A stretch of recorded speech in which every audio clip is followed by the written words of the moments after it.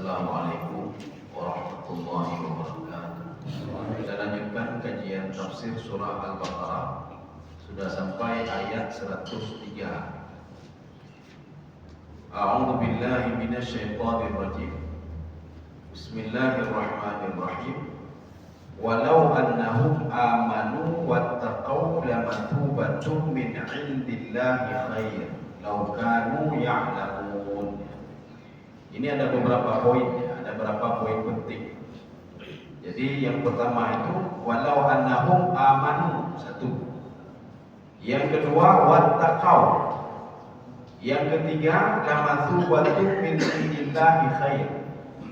Yang selanjutnya law kanu ya'lamun. Ya, jadi satu-satu dulu kita terjemahkan. Ya, coba dibaca. Bismillahirrahmanirrahim. Sesungguhnya kalau mereka beriman dan bertakwa. Nah, sudah. Kalau seandainya mereka beriman, ini kita ambil poin yang pertama. Ini siapa sebenarnya ini? Ya, ini siapa? Walau annahum, ini siapa? Sebelum kita lihat siapa ini yang dimaksud oleh ayat ini. Kalau mereka beriman. Kalau seandainya ini dimulai dengan walau ya. Jadi walau itu sama artinya seperti lain ya. Kalau seandainya lain, ada di Al-Quran juga kalimat lain, sama seperti walau. Walau ini bisa kita maknai dengan dua makna. Yang pertama, ayat ini untuk Yahudi ya, untuk Bani Israel yang mereka itu mengikuti sihir ya. Ini kan ada kita pelajari ayat sebelumnya tentang sihir. Jadi kalau seandainya mereka beriman, artinya tidak mengikuti sihir. Mereka beriman kepada, kalau dalam tafsir Baydawi ini, amanu bil kitabi wa Muhammad. Mereka beriman ini untuk Bani Israel. Jadi Bani Israel yang mereka itu mengikuti sihir dan meninggalkan Taurat. Satu, pemahaman yang pertama. Pemahaman yang kedua, walau annahum amanu. Ya, jadi sekarang kita artikan dulu. Walau annahum amanu, kalimat lau itu di dalam Al-Quran artinya andai-andai. Jadi andai-andai kalau dalam bahasa lain namanya tamanni. Kalau tamanni itu memang tidak terrealisasi. Itu cuma tamanni saja. Kalau mereka beriman, masalahnya mereka tidak beriman. Kalau mereka dulu pada masa Nabi Sulaiman alaihissalam tidak mengikuti sihir dan beriman, ya. Mereka beriman kepada apa? Beriman kepada Taurat dan perkataan Nabi Sulaiman alaihissalam. Mereka yakin kepada itu. Tetapi ketika pada masa Rasulullah sallallahu alaihi wasallam, kalau seandainya Yahudi itu beriman kepada Al-Qur'an dan Rasulullah sallallahu alaihi wasallam, ya nih. Tapi masalahnya tidak beriman. Contoh ayat lain. Walau anna ahlal qura amanu wattaqau lafatahna alaihim barakatim minas sama'i wal ard. Kalau seandainya penduduk kampung ini beriman kepada Allah, maka akan dibuka pintu rahmat. Makna lau di sini apa? Kalau beriman, masalahnya mereka tidak beriman dan kampung itu tidak diberikan berkah oleh Allah Subhanahu wa taala. Enggak ada satu kampung satu ini beriman semuanya, enggak ada. Ada saja satu dua orang yang tidak beriman dan yakin kepada Allah Subhanahu wa taala. Itu makna lau. Sudah. Sekarang kita ambil kalimat ini yang kedua, pemahaman yang kedua. Walau amanu, kalau seandainya pada masa Rasulullah sallallahu alaihi wasallam mereka itu beriman, ya. Ini cerita masa Rasul. Karena Imam Al-Baydawi beliau lebih condong pendapat kedua. Pendapat kedua bagaimana? Amanu bil kitabi wa bi Muhammad sallallahu alaihi wasallam. Ini tidak ada kaitannya tentang cerita sihir. Apabila mereka beriman kepada Taurat dan tidak yakin kepada syaitannya, itu tidak ada hubungannya. Jadi Imam Baydawi mengatakan walau amanu itu apa? Kalau seandainya seseorang itu beriman kepada kitab suci Al-Qur'an dan beriman kepada Nabi Muhammad sallallahu alaihi wasallam, ya itu maknanya. Jadi kalau kita melihat pemahaman yang pertama, ayat ini khusus untuk Bani Israel pada masa Nabi Sulaiman. Kalau kita lihat pemahaman yang kedua, ayat ini itu berlaku kepada yang hidup pada masa Nabi Muhammad SAW. Nggak ada hubungannya dengan orang dulu. Ya. Jadi makanya ada dua pemahaman, dua tafsiran. Jadi tafsiran yang pertama ini terkait dengan masa lalu. Pemahaman yang kedua itu terkait dengan umat yang hidup pada masa Nabi Muhammad SAW. Berarti ada yang membangkang, ada yang tidak. Kalau seandainya yang membangkang itu beriman, ya itu maksudnya. Dengan cara apa? Dia yakin ke Nabi Muhammad, dia yakin kepada kitab suci Al-Quran. Maka ada dua pemahaman. Sudah, ini yang pertama. Dan kita sudah membahas juga, iman itu apa sebenarnya? Jadi Syekh Asy-Syanqiti mengatakan, iman itu harus mencakup 3 hal. Termasuk di dalam tafsir Baydawi, kita sudah pernah membahas di awal-awal surah Al-Baqarah. Jadi iman itu harus mencakup apa? Al-qalbu, hati. Kemudian yang kedua, al-iqrar. Iqrar itu kita lafadzkan. Jadi makanya asyhadu an la ilaha illallah. Ya. Maka orang yang masuk Islam itu harus berikrar dia. Tidak boleh dalam hati saja. Kemudian yang ketiga, wa ya'malu bil jawarih. Seorang itu harus melakukannya dengan anggota tubuh. Kalau dia yakin salah itu wajib, dia ungkapkan lagi dengan mulutnya tidak ada Tuhan selain Allah. Amal jawarihnya apa? Dia salat, dia salat dan dia beribadah. Itu makna iman. Jadi iman itu bukan yakin saja. Saya yakin salat itu wajib, dia ungkapkan dengan mulutnya, tapi dia tidak salat. Atau ada juga orang salat dan dia mengikrarkan dengan mulutnya, tapi tidak yakin kepada hati dengan hatinya. Itu munafik namanya. Ya. Dia salat, dia berzakat, dia berpuasa. Dia ungkapkan dengan mulutnya, saya bersama kalian ya Muhammad. Tapi hatinya tidak yakin. Nanti sudah jadi orang munafik, Pak. Sudah jadi orang munafik. Kaum muslimin sedang jemaah yang dirahmati Allah. Ini poin yang pertama. Poin yang kedua, wattaqau. Jadi wattaqau ini maknanya bertakwalah. Satu. Makna yang kedua menjauhi. Ya, Pak. Dan jauhilah kalian itu. Jauhi apa? Kalau ayat ini dipahami dengan pemahaman yang pertama, wahai Yahudi, wahai Bani Israel, jangan dekat dengan sihir. Ya, jangan dekat dengan sihir. Jangan pelajari sihir, karena sihir itu berasal dari syaitan. Jangan yakin kalau Nabi Musa, Nabi Sulaiman itu adalah orang yang murtad.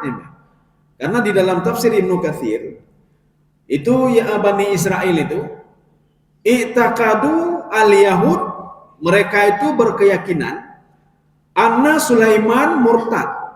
Nabi Sulaiman itu sudah murtad. Ya. Kenapa murtad? Karena dia itu masyghulun bisihir.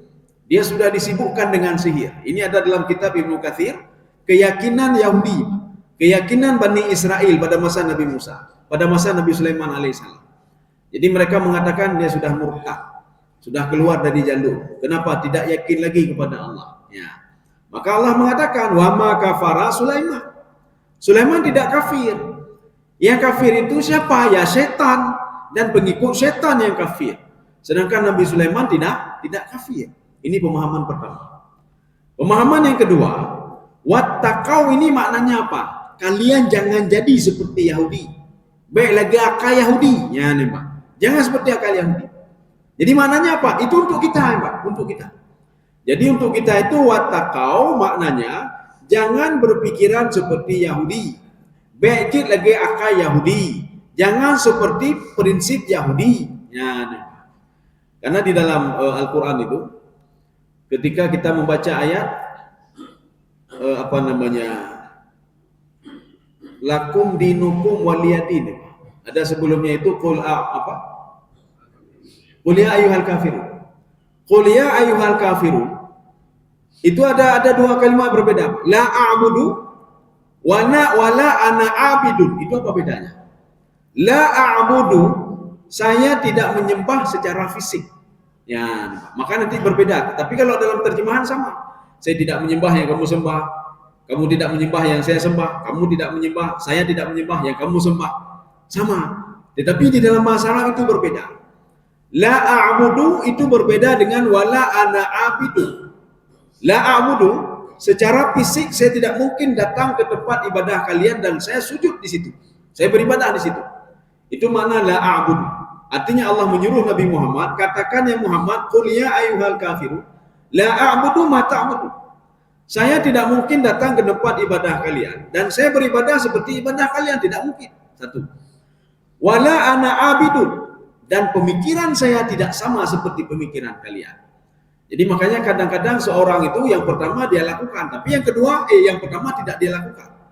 Tidak pergi ke tempat Yahudi, tidak pergi ke tempat Nasrani untuk beribadah. Tapi pola pikirnya pola pikir Yahudi dan Nasrani. Lagi Yahudi Nasrani pikir. Maka Allah melarang kita dua-dua untuk beribadah seperti ibadah mereka dan berpola pikir, berkehidupan seperti pola pikirnya mereka atau kehidupan mereka, itu juga tidak boleh. Termasuk nanti ayat setelah ini, itu tidak boleh mengikuti kebiasaan mereka. Sampai kebiasaan tidak boleh. Ya. Apakah dari perkataannya, perbuatannya, tingkah lakunya, cara berpakaian, cara cara muamalahnya, jangan seperti Yahudi, kata Allah. Jangan seperti Yahudi. Ya. Ini begitu juga. Ini makna wattaqau di sini. Kalau kita lihat di dalam tafsir Ibnu Katsir, apa kata Imam Ibnu Katsir? Wattaqau maharimallah. Hendaklah kalian itu menjaga diri dari apa yang diharamkan oleh Allah. Apa yang haram itu? Sihir haram, menzalimi orang haram, mengurangi timbangan haram, berbuat zalim haram, berbuat curang haram, munafik haram. Ya, jadi artinya apa? Jauhi sifat-sifat seperti itu. Berarti ayat itu kan ada dua pemahaman. Pemahaman yang pertama untuk Yahudi atau Bani Israel. Pemahaman yang kedua untuk umat Nabi Muhammad SAW. Kalau ingin dapat keberkahan, jauhilah yang haram. Tapi kalau kalian dekati juga yang haram, keberkahan akan dicabut oleh Allah Subhanahu wa taala. Maka kalau ingin keberkahan, lakukanlah sesuatu yang disuruh oleh Allah, jauhkan apa yang dilarang oleh Allah Subhanahu wa taala. Memang kadang-kadang iman kita itu bertambah, kadang-kadang berkurang. Apa kata Syekh Asy-Syangqiti? Al-imanu yazidu bita'ah. Itu iman itu bertambah dengan seorang taat kepada Allah. Makin dia taat, iman itu makin bertambah, makin bertambah.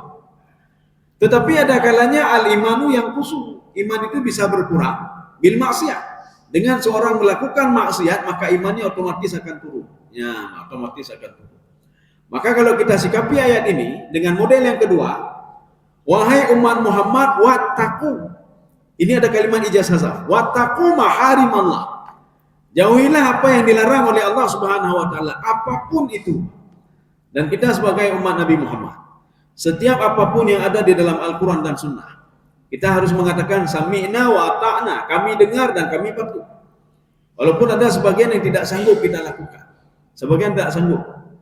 Jadi walaupun tidak sanggup, kita sami'na wa ata'na, kami patuh, kami taat, kami tahu itu berasal dari Engkau ya Allah. Kami tahu perintah itu berasal dari Engkau ya Allah. Kami tahu perintah itu berasal dari Rasul-Mu ya Allah.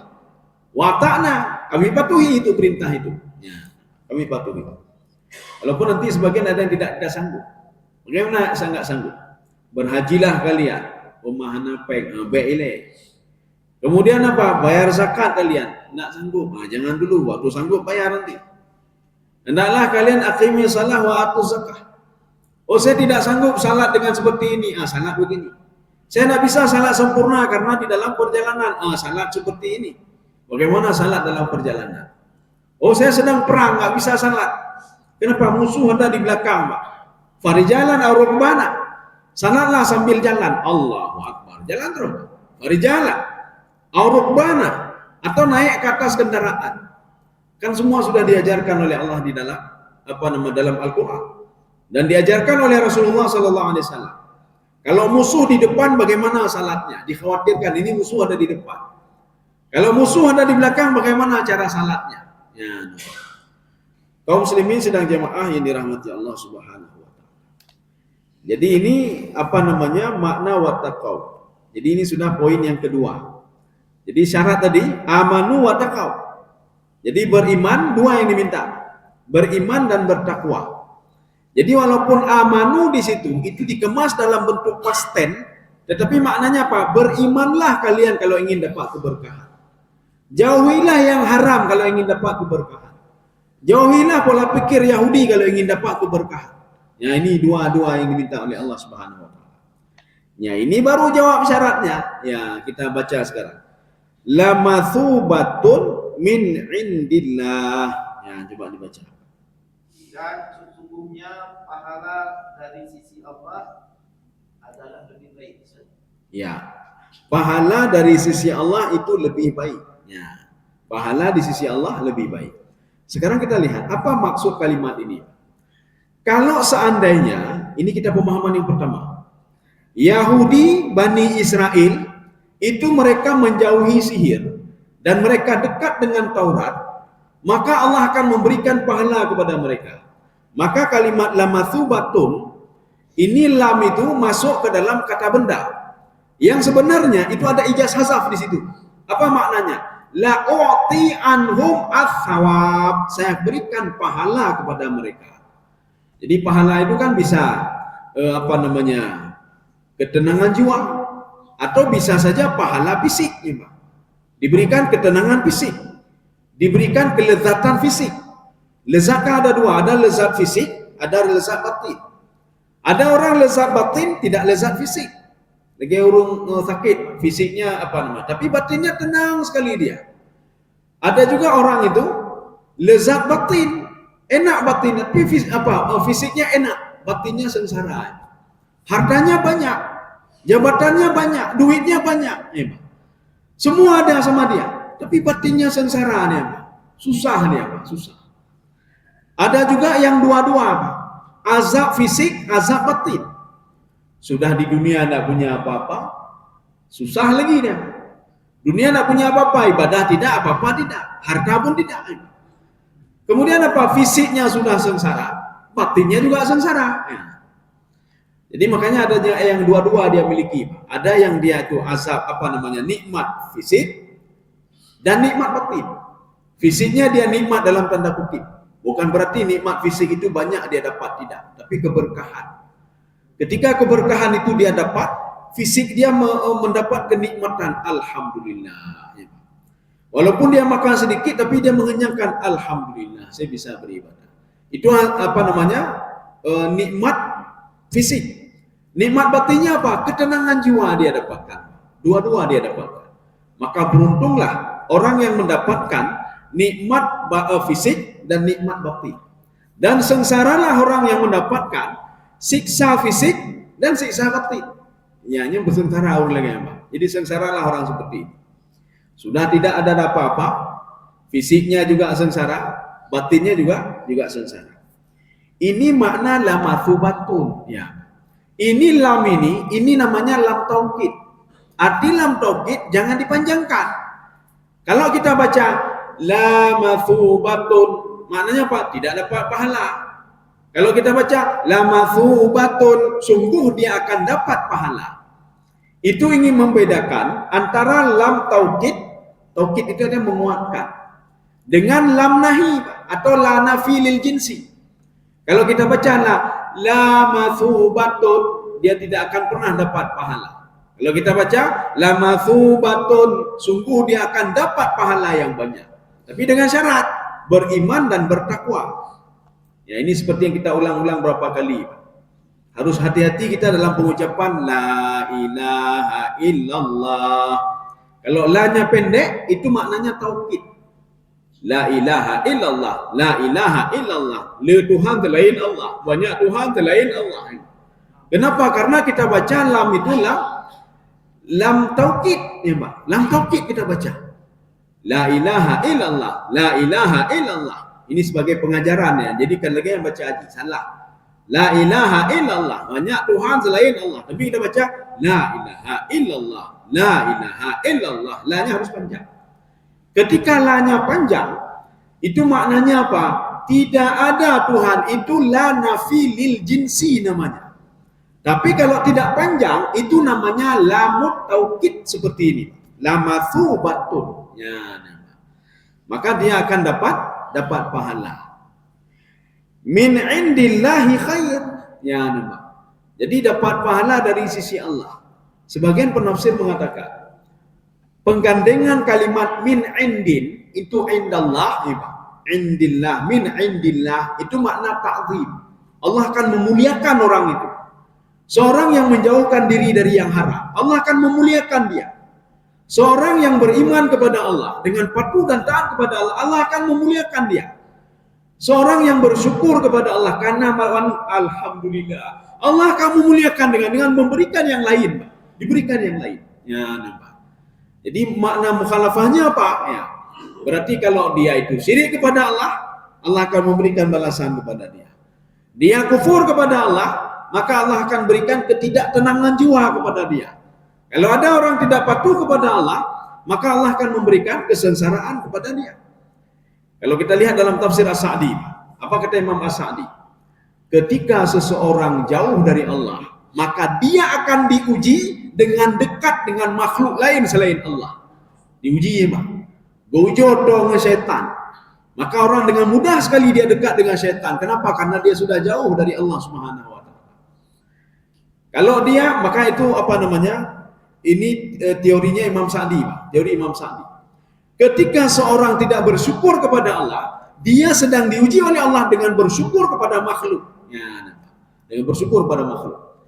Ketika seseorang itu dia tidak merendahkan diri kepada Allah, Allah akan menguji dia dengan dia merendah diri kepada orang lain dengan makhluk.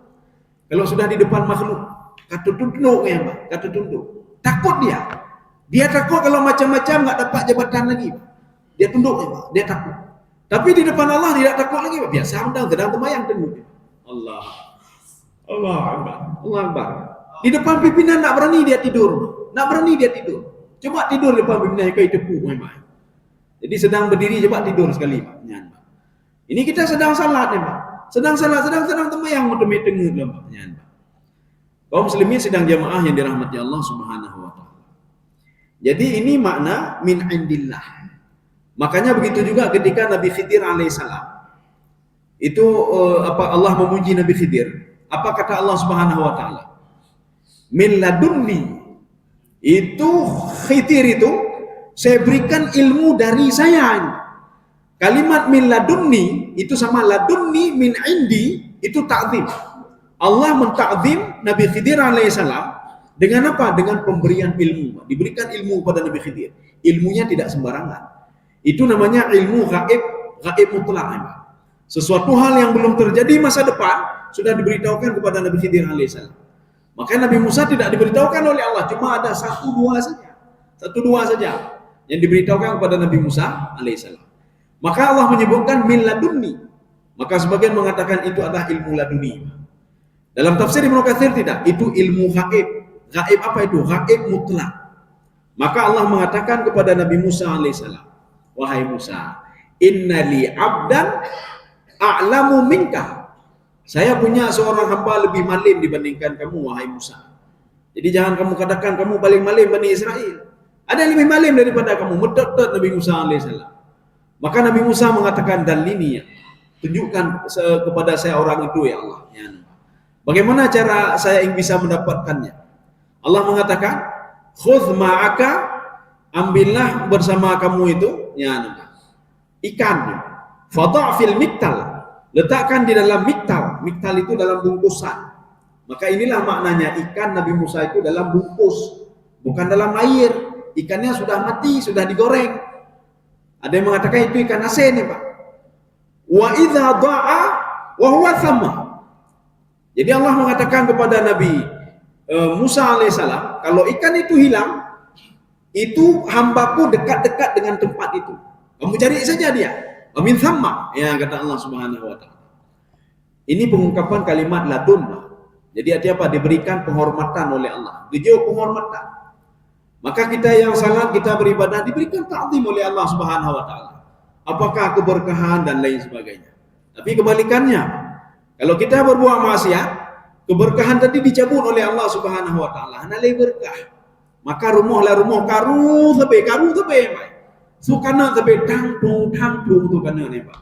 Ipo kana ne, Pak. Ipo piring. Ipo kanan, ipo piring, ipo kata-kata yang napa hana betul. Tu pintu le, Pak. Tu pintu dah beki angin kepa jipu litu ka bengeh ngina. Maka nanti kaitannya dengan ayat yang di belakang. Yufarriquna bainal mar'i wa zawjihi. Karena salah satu tugas setan itu Iblis dan setan itu memisahkan hubungan suami istri, Pak. Suami istri je karu, rupanya ada setan tersendiri itu. Makanya kalau sedang karu-karu beleto dengan Allah, Pak. Cok kudu temayang berdoa ke Allah. Supaya apa? Setan itu tidak bisa berbuat macam-macam. Maka Rasulullah membuat strategi, Pak. Kamu kalau apakah sedang ribut atau apa saja, sedang marah, itu setan sedang membuat strategi dia, Pak. Sedang membuat strategi. Setan buat strategi yang begini. Ini suaminya sebentar lagi pasti marah kepada istrinya. Ija lo iblis rotu, lupa pengeh hirinya apa, lupa pengeh itu pula. Dia buat strategi terus. Nanti dia pastinya piring pasti ipo piring. Ya, ini meja pasti pindah ke kedai meja apa? Ya, ditendang meja ke sana nanti. Setelah itu akan keluar kata-kata talak dari mulut laki-laki ini kepada perempuan itu. Setelah itu apa? Kita sudah berhasil. Dia sudah mentalak istrinya. Rasulullah mengajarkan sesuatu. Apa kata Rasulullah? Ketika kamu dalam keadaan marah, apakah marah kepada anakmu, marah kepada istrimu, duduklah kamu. Nah, kata Rasulullah. Ketika seorang duduk, setan bingung nih, Pak. Oh, maknya anak sesuai dengan strategi kita, Pak. Strategi kita dia bangun, kemudian dia ngatain istrinya, ipo piring dan lain sebagainya. Tapi ini kalau sudah duduk, maka setan bingung nih. Apa ini yang Maka Rasulullah mengatakan, kalau kamu sedang marah, sedang berdiri, duduklah kamu. Kalau masih ada perasaan marah juga, tidurlah kamu. Memang setan ya. Ketika itu apa? Kamu masih susah, ambil wudu. Disuruh ambil wudu. Lakukan ibadah salat. Itu semua rencana setan buyar semuanya. Rencana setan buyar. Begitu juga ibu itu ya. Ambil wudu lah, duduklah. Ya, nih, Pak. Akhirnya apa? Rencana beliau untuk memisahkan suami istri itu tidak jadi. Hanya jadi Pak. Karena tidak sesuai dengan targetnya. Jadi maka ikutilah perintah Rasulullah tadi, Pak. Terakhir disuruh ambil wudu. Ambil wudu dan salat. Ini masa sudah hidup 20 tahun, 30 tahun, 40 tahun. Gara-gara masalah kecil itu diceraikan istrinya. Kan masalah kecil cuma, Pak. Tidak ada nasi bagi itu, Pak. Bunganya nabu. Bahkan cuma sebentar saja, apa salahnya kita beri? Ya, Pak. Nyipo piring-piring, Pak. Langsung, saya talak kamu. Ya, gara-gara nasi saja, Pak. Ya. Kenapa? Karena ada andil setan di situ. Jadi setan ada di situ. Maka setan apa yang memisahkan antara suami dan istri sehingga mereka ribut selalu. Kaum muslimin sedang jemaah yang dirahmati Allah. Itu pengungkapan makna indillah sudah. Maka kalau ada kalimat indun, inda di dalam Al-Qur'an itu ta'zim namanya, Pak. Ta'zim. Khairun itu apa?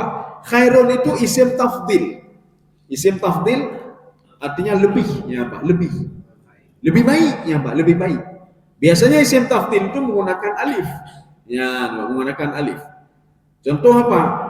Contohnya kabirun, meja ini besar. Akbar, ada yang lebih besar lagi. Ya, nih, Pak. Itu kadang-kadang isim tafdil begitu, menggunakan alif.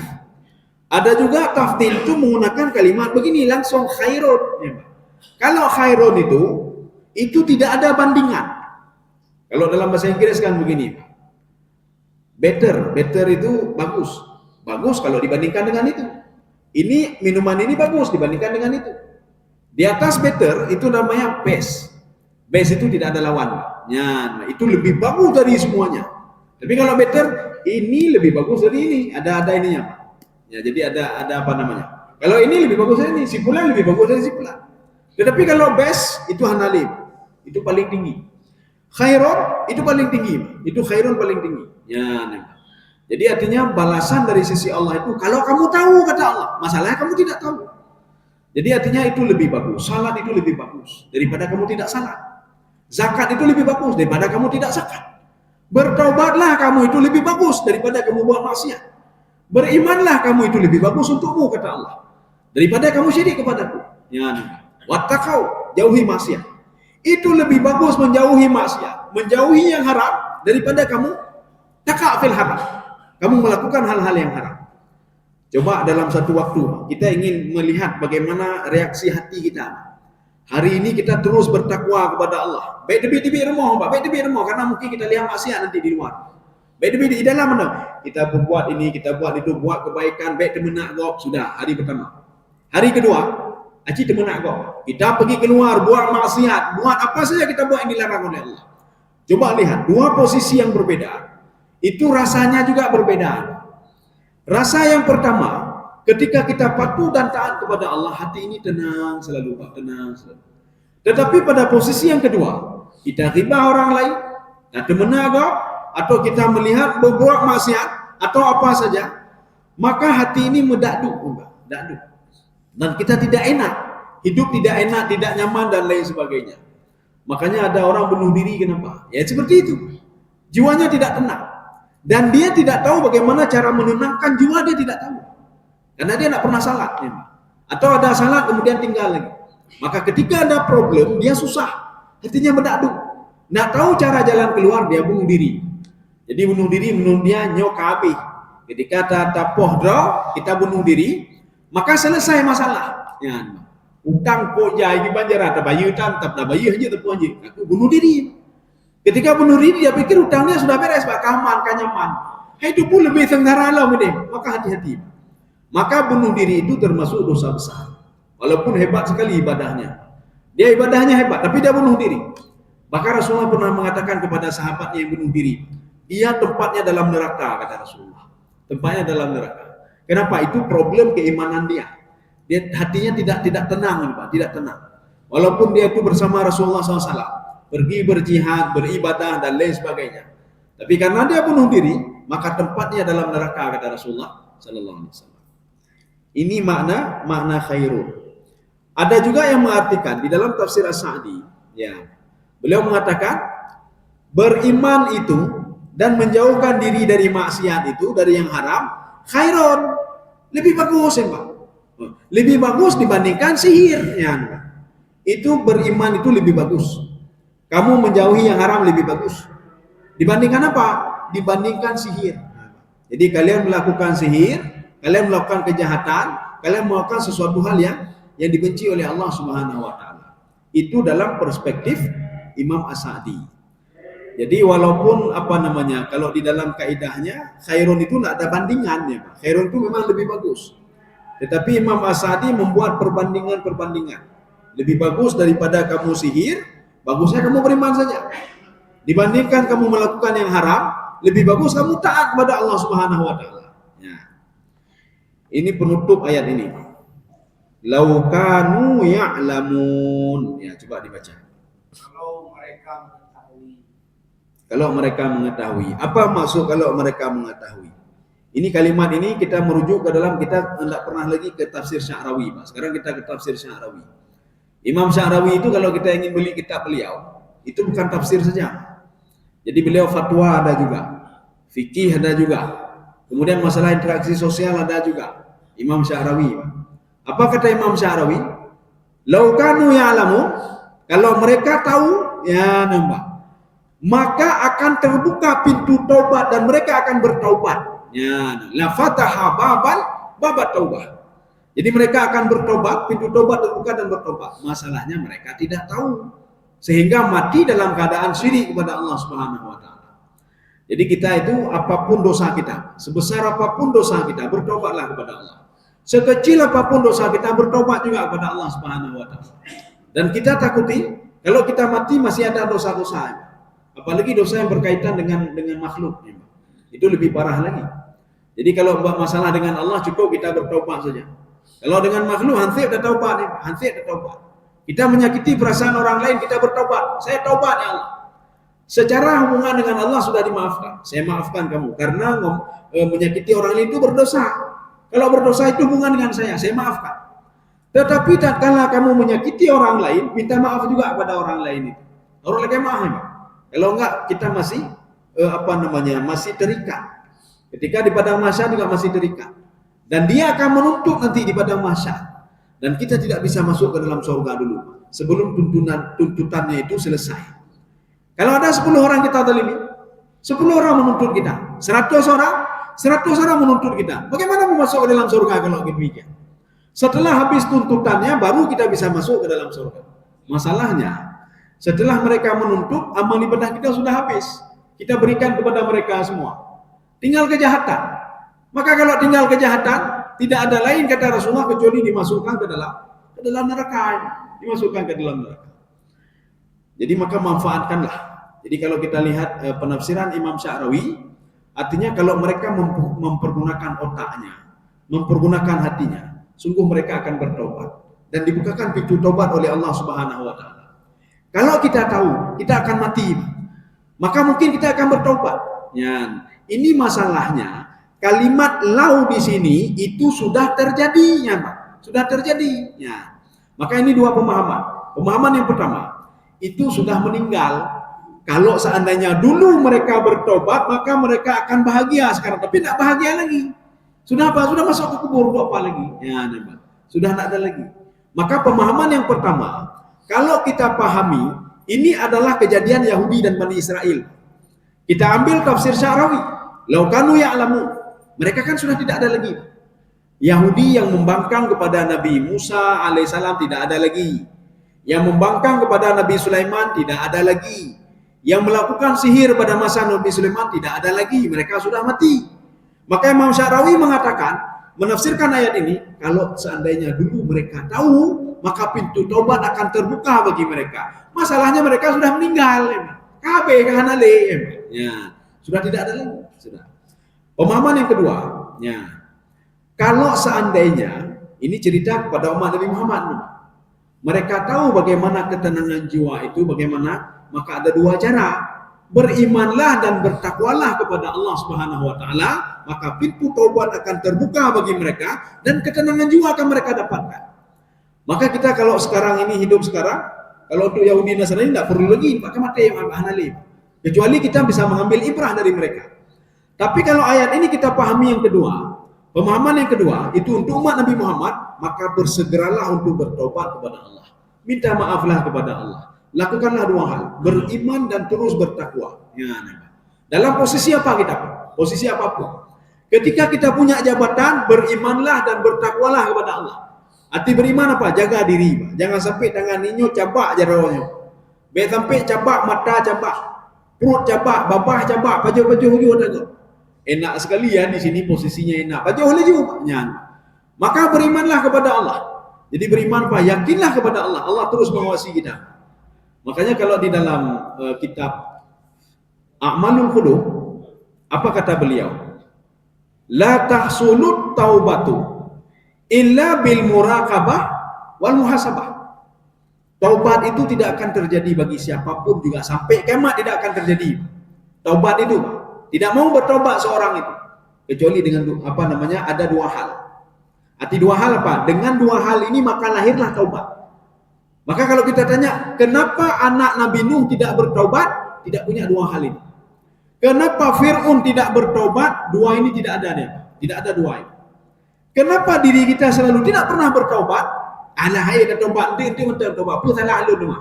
Apa salah saya sehingga saya harus bertobat? Apa salah saya? Karena tidak ada dua hal ini. Apa dua hal itu? Yang pertama al-muraqabah. Yang kedua al-muhasabah. Muraqabah itu apa? Dia merasa selalu terpantau, dia yakinnya. Maka level-levelnya apa? Kalau level pertama itu dia merasa dipantau. Itu merasa dipantau. Tang naurun kalian lu, ya, naurun kalian lu. Itu merasa itu masih level rendah. Level tinggi lagi, dia yakin betul Allah memantau dia. Dia yakin betul. Dari mana dia tahu? Dari ayat Al-Quran dan dia tahu dari hadis. Kenapa kita tidak bisa melihat yang gaib? Ya, karena belum waktunya lagi. Nanti waktunya akan bisa melihat yang gaib kapan? Ketika mau meninggal itu nampak semuanya. Seperti kata Imam Al-Ghazali, itu orang-orang yang mau meninggal itu inkashafat anhu haqa'iq al-ghaibiyah. Kita bisa melihat dalam kitab beliau Mukasafatul Qulub nanti. Atau bisa kita lihat dalam kitab Minhajul Abidin. Seorang ketika mau berpisah roh dan jasad, itu hakikat gaib bisa dia lihat semua. Ya, bisa dia lihat semua. Malaikat yang mencatat ini dia selama ini dia tahu siapa malaikat itu. Bagaimana rupanya. Iblis yang selalu menggoda dia ketika salat atau di luar salat yang memisahkan dia dengan istrinya baru kita tahu. Ron rupaji iblis yang berpisah lo nginang lo. Bibit ron. Di situ kita baru tahu. Kenapa? Karena waktu itu kita sudah masuk ke alam gaib. Maka kalau ingin melihat yang gaib harus berada di alam gaib. Kalau enggak bisa. Maka orang sakarat itu sudah setengahnya. Setengah di alam dunia, setengah di alam gaib. Walaupun setengah-setengah, dia sudah bisa melihat yang gaib. Terbongkar semua hal-hal gaib. Kalau nggak percaya, coba lihat nanti. Betul mana? Nanti kalau salah, berdebat nanti dengan saya boleh di alam barzakh nih. Di pengadu, pucin di pengah hananya nanti. Pucin di pengah hadu, anadu ya. Jadi artinya apa? Di alam barzah nanti ada kehidupan juga. Kita akan ketemu juga di alam barzah. Ya, jadi kalau ingin protes nanti bisa protes di alam barzah. Ya jino nanti tepu deh, Mbak. Udah kalian nih, Mbak. Ya, karena Allah sudah mengatakan sendiri, min haitsu la tarawnahu. Kalian tidak bisa melihat mereka, kata Allah. Sedangkan mereka itu bisa memantau kalian. Termasuk malaikat dan lain sebagainya. Termasuk iblis dan lain sebagainya. Saya rasa cukup sekian. Nabubur. Oke, ya. Ya. Ya, nabubur apa panjang loh. Oke, karena nabubur aku selesai.